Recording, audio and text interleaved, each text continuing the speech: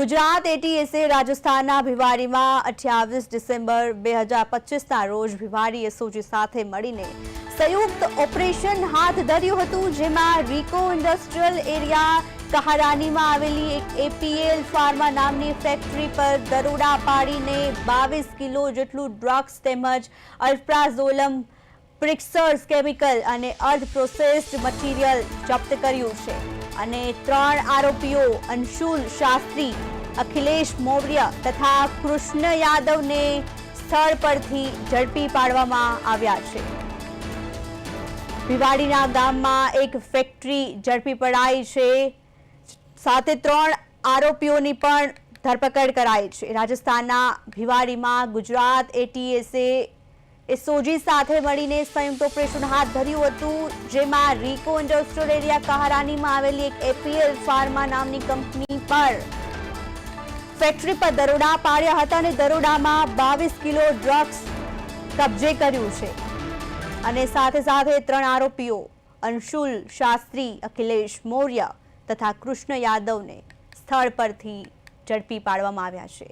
Gujarat ATS અને રાજસ્થાન પોલીસની સંયુક્ત કામગીરીથી દરોડો પાડવામાં આવ્યો હતો। ભિવાડી ગામમાંથી નશાકારક પદાર્થોની ફેક્ટરી પર દરોડા પાડવામાં આવ્યા હતા। રાજસ્થાનના ઇન્ડસ્ટ્રીયલ ડેવલપમેન્ટલ એરિયામાં ધમધમતી એક ફેક્ટરીને ઝડપી પાડવામાં આવી હતી, સાથે 3 આરોપીઓની પણ ધરપકડ કરાઈ છે।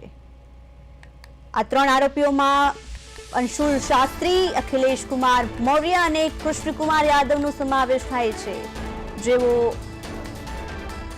નશાકારક પદાર્થોની ફેક્ટરી ચલાવતા હતા।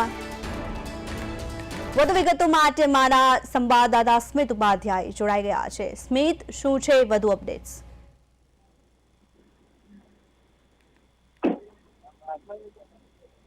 જી વાત કરવામાં આવે તો ગુજરાત એટીએસે રાજસ્થાનના ભિવાડીમાં 23 ડિસેમ્બરે 2025ના રોજ ભિવાડી એસઓજી સાથે મળીને સંયુક્ત ઓપરેશન જે છે તે હાથ ધર્યું છે। તે ઓપરેશન સફળ થયું છે, જેમાં રીકો ઇન્ડસ્ટ્રીયલ એરિયા કહારીનામાં આવેલી એપીએલ ફાર્મા નામની ફેક્ટરી પર દરોડા પાડી 22 કિલો ડ્રગ્સ તેમજ અલ્પ્રાઝોલમ, પ્રિક્સર્સ કેમિકલ અને અર્ધ પ્રોસેસ્ડ મટીરિયલ જપ્ત કરવામાં આવે છે અને 3 આરોપીની વાત કરીએ તો અંશુલ શાસ્ત્રી, અખિલેશ મૌર્ય તથા કૃષ્ણ યાદવ સ્થળ પરથી ઝડપી લેવામાં આવ્યા છે।